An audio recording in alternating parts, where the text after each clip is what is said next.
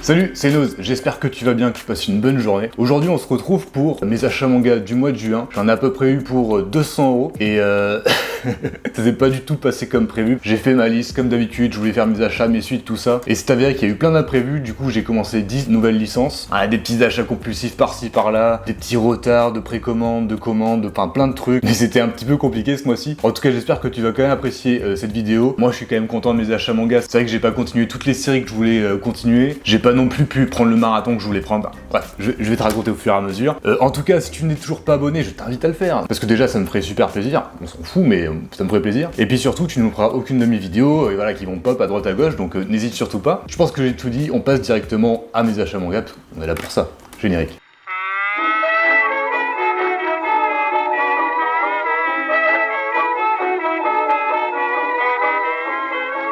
Bon, je vais commencer par les 10 nouvelles licences, donc le marathon, enfin tous les trucs, puis après je passerai aux suites, parce qu'il y a quand même un gros paquet en termes de nouvelles licences. Bon déjà, ça normalement je devais l'avoir le mois dernier, sauf qu'il y a eu un problème de précommande, c'est Elfen Lied, le tome 1, l'édition perfecte, que j'ai déjà lu, parce que ça c'est Elfen Lied, c'est le sang, tu vois. Et je t'avoue que je trouve que ça a vraiment vieilli, quoi. Alors je crois que c'est des années 2000, 2002, donc ouais, ça a une vingtaine d'années, il y a beaucoup de sexualisation, d'adolescente, donc quand tu lis ça, t'as 15 ans, ça passe, quand tu le lis, à mon âge, c'est un petit peu bizarre, surtout que c'est old school, ils faisaient beaucoup ça avant dans les mangas, et bon bref. Sinon après pour moi c'est très nostalgique, donc j'apprécie quand même ma lecture. Par contre voilà, pour public averti à 100%, c'est vraiment fait pour des gens qui ont déjà lu l'œuvre ou des gens qui connaissent, quoi. Parce que c'est vrai que maintenant, c'est sympa, franchement l'histoire est cool, etc. Mais les dessins sont vieillots, encore une fois t'as de la sexualisation un petit peu bizarre. Après voilà, ça reste une œuvre de qualité, j'en suis très content. Je crois qu'il y aura 6 tomes dans cette édition là, donc je me prendrai tout évidemment pour la collection, puis pour le lire aussi, parce que c'est un bon manga. Ensuite, Android Bucket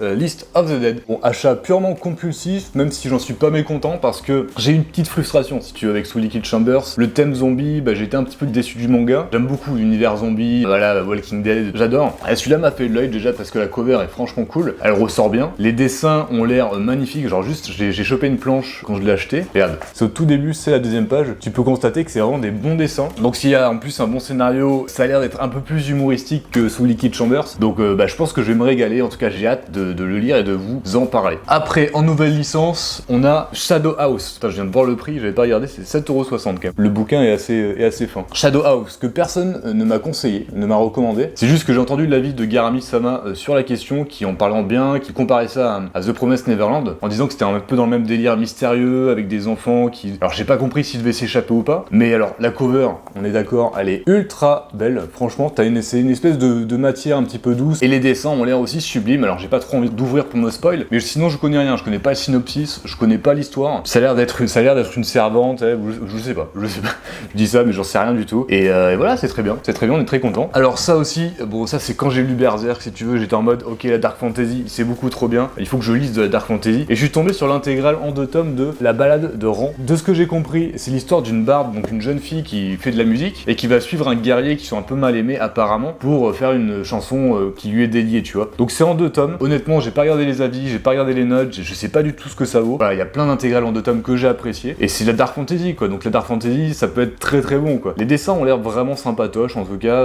J'espère que je vais me régaler. Pareil, je vous en parle très rapidement. Alors celle-là, c'était un peu évident que je la prenne, c'est Blue Lock, le tome 1, ainsi que le tome 2. Pika a fait une communication encore sur celui-ci incroyable. Donc ça veut dire, j'imagine, qu'ils attendent beaucoup de ce manga-là. Bonne communication, c'est que potentiellement les gens vont aimer, donc ça veut dire aussi que le manga est potentiellement bon. C'est un shonen de foot, comme tu peux le constater. Sauf que, à ce qui paraît, c'est un shonen de sport qui est très différent de ses homologues High Shield, Slam Dunk, enfin tous ces trucs Gearboy, etc. Parce que là, c'est vraiment perso, c'est vraiment un battle royale mélangé à du sport, d'après ce que j'ai compris. Bah écoute, franchement, ça vend du rêve, dit comme ça peut être super cool. Les scènes shonen complètement épiques, avec le public qui gueule, avec une action de foot incroyable. Je sais qu'il y a un autre manga de sport qui est sorti aussi il y a pas longtemps, de football aussi. Au bout d'un moment, il y a un budget, on peut pas tout acheter non plus, on aimerait bien. Peut-être que j'essaierai le mois prochain. Après, Après, alors oui, le tome 1 de Jagan qui m'a été recommandé énormément de fois aussi. Alors pareil, je me suis pas spoilé, j'ai pas lu le synopsis, j'ai juste l'impression que ça ressemble à Parasite, parce que ça fait plutôt penser à Parasite, hein, pour ceux qui ont lu le manga qui est extraordinaire. Il y a eu une réédition d'ailleurs que je vais me prendre assez rapidement je pense. Et voilà, je voulais tester juste le tome 1 en fait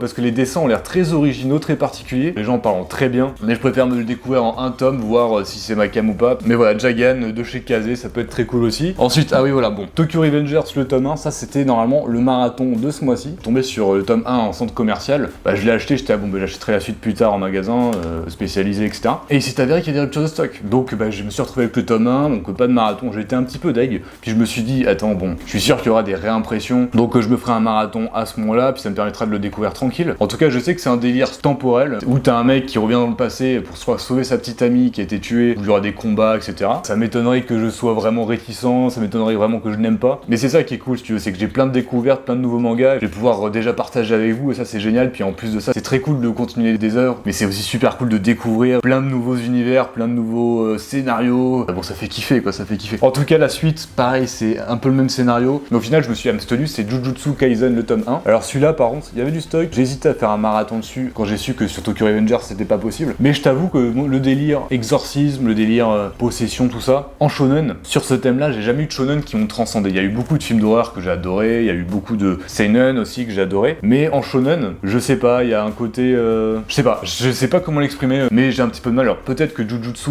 va changer mon point de vue par rapport à ça, j'espère. Et donc j'ai voulu juste commencer par le tome 1 pour le tester, voir ce que ça donne. Je crois qu'il a battu des records de vente, de trucs comme ça. Donc voilà, ça fait énormément de tomes 1, beaucoup de nouvelles licences, mais bon, une fois de temps en temps, je me dis, allez, on découvre des trucs, on se fait plaisir. Faut se faire plaisir aussi, franchement, de temps en temps. Ensuite, alors ça, c'est The Witch and the Beast. Très belle cover, enfin, tout plein de trucs. Par contre, la raison de pourquoi je l'ai acheté, elle est terrible.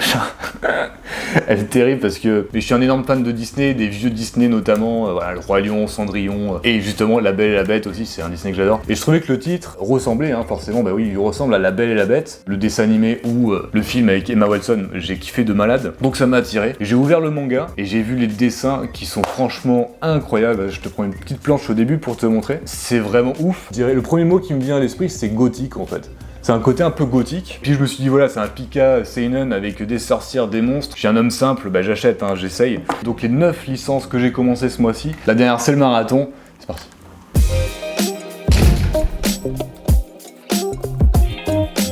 C'est parti pour le marathon. Alors à la base du coup je voulais que ce soit Tokyo Revengers, malheureusement c'est pas le cas. Et on m'a conseillé un manga il y a pas si longtemps que ça, qui est de la Dark Fantasy. Et comme j'ai lu Berserk il y a pas longtemps en fait, je suis en mode Dark Fantasy dans ma tête, je suis trop à fond pour en lire. Et ça parle de gladiateurs, de monstres, de dragons, c'est un intégral en 7 tomes, qui est chez Kazé, c'est Beastarius. Donc les 7 tomes, en plus c'est cool parce que ça va être un petit marathon mais ça va être super parce que tu vas avoir un début et une fin. Et ça va être top parce que je vais pouvoir vraiment juger la globalité de l'œuvre. Enfin juger, c'est un bien grand mot, mais voilà, donner mon avis du mot. J'étais un petit peu surpris par l'épaisseur. Alors c'est vrai que c'est chez Kazé donc c'est petit, mais pareil l'épaisseur est toute petite. Quand j'ai vu ça, en fait l'image, en fait je m'étais dit que c'était un énorme truc et tout ça. Enfin j'étais un petit peu surpris. C'est pas, ouais, on s'en fout, c'est juste une constatation. Et ouais, les dessins ont l'air plutôt bons, honnêtement.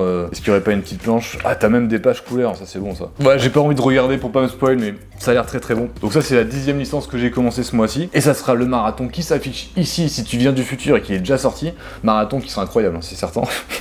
Mais voilà, en tout cas j'en suis très content. Je connais pas trop le synopsis, je sais pas trop de quoi ça parle, parce qu'encore une fois, j'essaie de me spoil le moins possible, je veux découvrir à 100%, et ensuite c'est parti pour les suites que j'ai achetées ce mois-ci. C'est parti.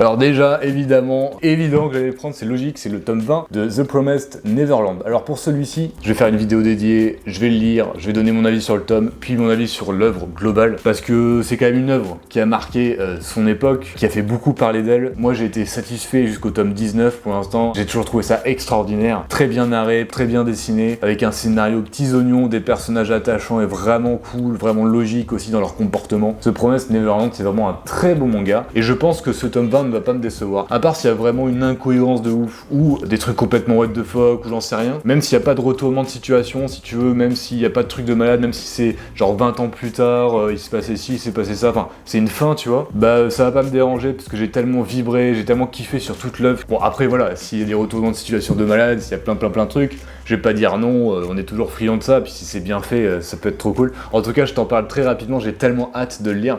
Et la cover, hein, tu constateras que la cover est plutôt insane avec tous les personnages, il y a plein de couleurs. Pour un dernier tome, c'est parfait. En fait, en même temps, j'ai hâte, mais en même temps, c'est toujours un petit peu frustrant de finir une œuvre, quoi. T'as pas envie de le lire et tout, enfin bref.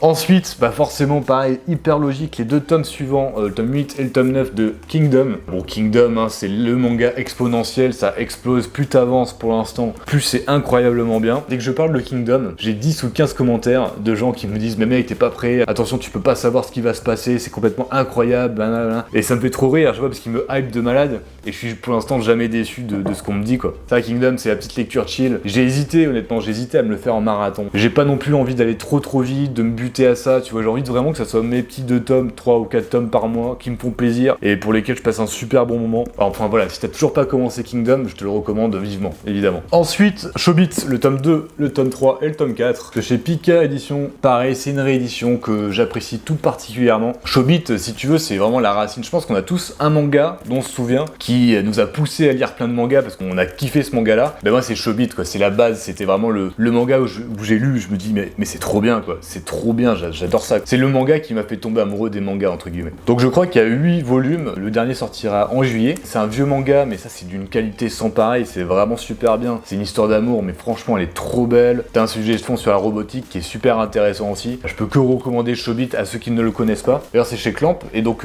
Pika a réédité du Clamp pour Chobits. Et une réédition aussi sur un manga qui s'appelle Magic Knight Rayears ou Rayaers, je sais plus, désolé pour l'écorchage de nom. Mais je me dis, putain, il y a 2 rééditions de Clamp en peu de temps. Est-ce qu'on n'aurait pas une petite réédition de Tsubasa Reserve Chronicle aussi? Ça serait incroyable, t'imagines la réédition? Moi ça c'est Day One, hein, directement, je me la l'achète direct. Ensuite, il en reste 2, Full Metal Alchemist le tome 4, voilà, j'ai pas passé 10 ans dessus. Je suis très content d'avoir commencé Full Metal Alchemist, la Perfect Edition, c'est un très bel objet et j'apprécie grandement ma lecture, malgré le prix qui est un petit peu fort, je trouve que ça vaut le coup quand même, je trouve que le prix vaut le manga, enfin le volume, le tome, ce que tu veux. Et enfin pour terminer, normal aussi, il y a deuxième édition Perfect, Dragon Ball le tome 10, que j'ai déjà lu également. Donc là c'est tout l'arc avec Piccolo, et ça je m'en souviens, tu vois le départ je m'en souvenais pas très bien parce que ça faisait très longtemps, mais ça je m'en souviens parfaitement. En fait si tu veux la Terre commence vraiment à être menacée, jusque là c'était ouais, des petits tournois, des petits gags, des petits problèmes de ci de là, là c'est vraiment ok, la Terre peut vraiment avoir des problèmes. Tu sens que ça passe tranquillement de Dragon Ball à Dragon Ball Z, et bah c'est le feu, c'est trop bien, je crois qu'il me reste 2 tomes avant que Goku grandisse, donc bah encore une fois j'ai hâte. Après c'est un peu lent, je peux pas acheter plus d'1 tome par mois pour l'instant parce que trop de trucs à acheter en fait, il y a tout le temps des nouvelles séries que j'ai envie de commencer, plus des suites que j'ai envie de continuer, etc. Après c'est le jeu aussi, dès que j'aurai l'occasion je prendrai 3-4 tomes. Bon ben voilà, j'espère que tu as passé un excellent moment, n'hésite pas à liker, à commenter si tu as kiffé. Je te dis à très bientôt pour une nouvelle vidéo, bye.